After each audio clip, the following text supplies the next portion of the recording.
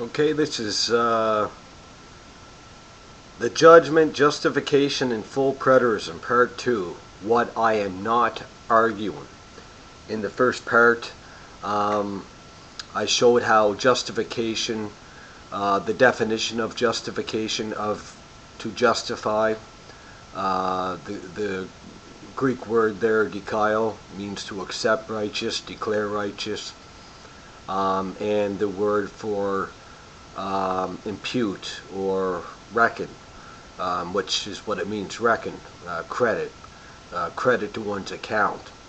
And we gave a couple passages there as examples for justification. So we try to break it down just a little bit. And as I suggested in the first video, and I'll put the link again in this video, I've done a 10-part series thus far, lengthy videos on the doctrine of Justification and Imputation Series. And I'm beginning to start working on more videos for that series. But I suggest anyone check out video 1 and 4 especially. 1 is 8 minutes long, but it gives the definitions maybe a little more clearer. And part 4 is 49 minutes, but it's an overview of justification and imputation, which was welcomed by a lot of people, that overview video. But we're going to pick up where we left off. We're breaking this up so people can understand my argument. This is why I'm doing this mini-series here, is to breaking up the argument as it's going over a lot of people's heads. It's something kind of unique. The implications I'm drawing, although the textual work is not unique, as all would agree, and I'm going to demonstrate that in the next video. All would agree that the judgment is tied into justification.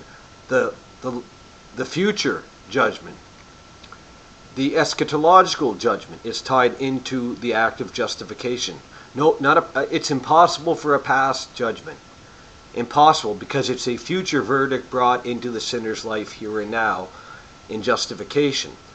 And that's my main argument, and I'm trying to break that down. I had, as I said, over 100 notifications or more probably yesterday. It was non-stop. I was literally glued here, trying to break this down. So this is the whole point here. So part 2 here, what I am not arguing. I am not arguing if we'll put the judgment in the future or in the past. I'm not arguing that at all.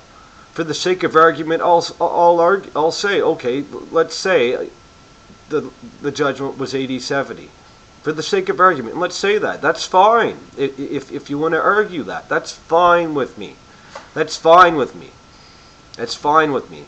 Because all it does, all I have to do is show the implications of you putting it in AD 70.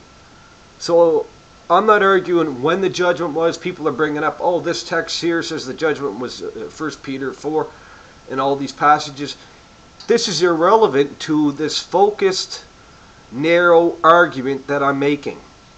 The implications of what all agree, all commentators, scholars agree, from all different denominations, some to more degrees to other, that the last judgment is brought into justification, which is, i.e., salvation.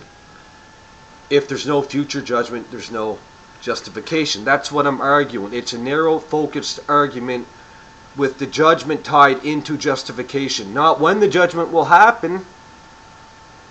I'll take it for granted. I'll agree with you for the sake of argument. Yeah, sure.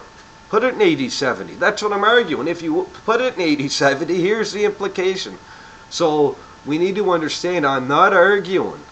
This is not the argument. When will the judgment take? That's not the argument. When the judgment will take place. That's not the argument at all. I take it for granted that you guys, as full preterists, believe it took place in 80-70. That's why I'm drawing this implication. I'm not arguing that. So don't give me texts here and there and there. Interact with what I'm proposing in my argumentation, in exegesis of these passages in Romans, Galatians, when it comes to justification and the judgment. And I'm going to back this up by scholarship, by the Greek text, by the commentators. Yeah, we're going to do that in the third video. So this video is very brief. What I'm not arguing, you want to argue it's AD 70 and show me text galore? Oh, okay, it's AD 70. That's just even better for me. I'm not arguing for when.